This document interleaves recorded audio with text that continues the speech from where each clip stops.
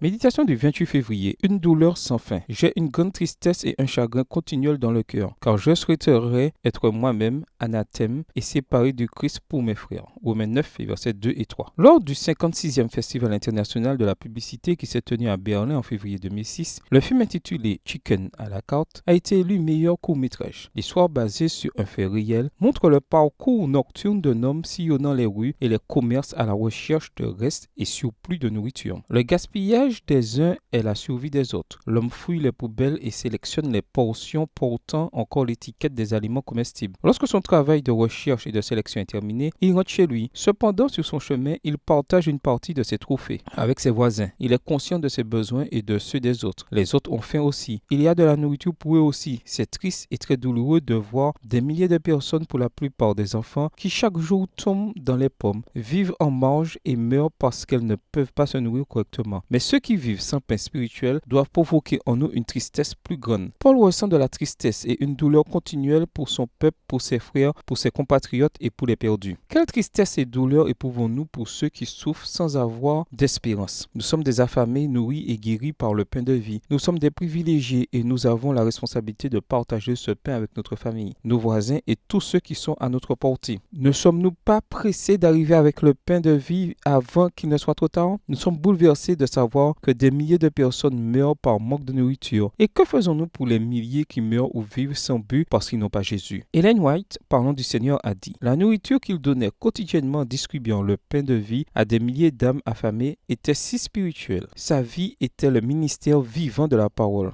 Jésus était la lumière du monde. Il montrait aux hommes le chemin, la vérité et la vie. Il était lui-même leur nourriture. Extrait du livre Avec Dieu chaque jour, 1er octobre, page 283. Nous devons manger le pain de vie chaque jour pour renforcer notre communion et le partager fidèlement afin de remplir la mission. C'est Jésus qui a dit: l'homme ne vivra pas de pain seulement, mais de toute parole qui sort de la bouche de Dieu, Matthieu 4, verset 4, est le même qui, avec toute autorité dans le ciel et sur la terre, nous dit: donnez-leur vous-même à manger. Luc 9, verset 13. Bonne journée à vous et que le Seigneur vous bénisse.